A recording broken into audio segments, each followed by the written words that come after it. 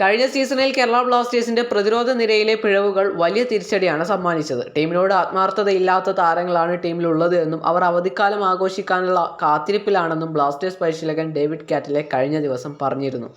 നിലവിൽ കേരള ബ്ലാസ്റ്റേഴ്സിന്റെ പ്രധാന വിദേശ സെൻട്രൽ ബാക്ക് മിലോസ് ഡ്രിൻസിച്ച് ആണ്. എന്നാൽ പ്രകടനം കൊണ്ട് മിലോസിൽ ആരാധകർ തൃപ്തരല്ല. നിരവധി പിഴവുകൾ താരം ഇതിനോടകം നടത്തിയിട്ടുണ്ട്. കൂടാതെ താരത്തെ ബ്ലാസ്റ്റേഴ്സ് ഓഫ്ലോഡ് ചെയ്യാനുള്ള നീക്കത്തിലുമാണ്. മോശം പ്രകടനം നടത്തുന്ന താരത്തെ ഓഫ്ലോഡ് ചെയ്യുന്നതിൽ ആരാധകർക്ക് സന്തോഷം മാത്രമേ ഉള്ളൂ. മിലോസിനെ റിലീസ് ചെയ്യുന്ന സാഹചര്യത്തിൽ ബ്ലാസ്റ്റേഴ്സിന് പുതിയൊരു വിദേശ സെൻട്രൽ ബാക്ക് ആവശ്യമാണ്. പുതിയ സെൻട്രൽ ബാക്ക് പൊസിഷനിലേക്ക് ആരാധകർ ഒരു ക്രൊയേഷ്യൻ താരത്തിന്റെ പേര് കൂടി നിർദ്ദേശിക്കുകയാണ്.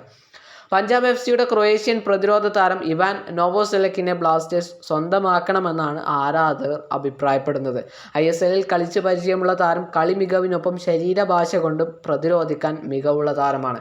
ഇടിവണ്ടി എന്ന വിശേഷണം കൂടി താരത്തിനുണ്ട്. ഇടിവണ്ടി എന്ന പേര് ലഭിക്കണമെങ്കിൽ താരം നടത്തുന്ന ഫിസിക്കൽ ഡിഫൻസ് എത്രത്തോളമാണ് എന്ന് നമുക്ക് മനസ്സിലാക്കാൻ സാധിക്കും. പഞ്ചാബ് എഫ്.സി അടുത്ത സീസണിലേക്ക് ടീമിലെ മുഴുവൻ വിദേശ താരങ്ങളെയും റിലീസ് ചെയ്യാനുള്ള ഒരുക്കത്തിലാണ് എന്നാണ് റിപ്പോർട്ട്. അങ്ങനെയാണ് എങ്കിൽ താരത്തെ സ്വന്തമാക്കാൻ ബ്ലാസ്റ്റേഴ്സ് ട്രാൻസ്ഫർ ഫീയുടെ ആവശ്യമുണ്ടാവില്ല. ബ്ലാസ്റ്റേഴ്സ് ഒരു സ്പാനിഷ് സ്ട്രൈക്കറുമായി ചർച്ച നടത്തുന്നതായി ചില റിപ്പോർട്ടുകൾ പുറത്തു വന്നിരുന്നു. എന്നാൽ ഒരു പുതുമുഖ താരത്തിന് പിന്നാലെ പോകാതെ ISL അനുഭവ സമ്പത്തുള്ള നോവോസെലക്കിനെ സ്വന്തമാക്കാനാണ് ആരാധകരിൽ ചിലർ ആവശ്യപ്പെടുന്നത്. ക്രൊയേഷ്യൻ ക്ലബ്ബുകൾക്ക് പുറമെ തജിക്കിസ്ഥാൻ, സ്ലോവേനിയ എന്നീ രാജ്യങ്ങളിലെ ക്ലബ്ബുകൾക്കായി കളിച്ച താരം നേരത്തെ റൊണാൾഡോയുടെ അൽ നസറിനെതിരെയും കളിച്ചിട്ടുണ്ട്.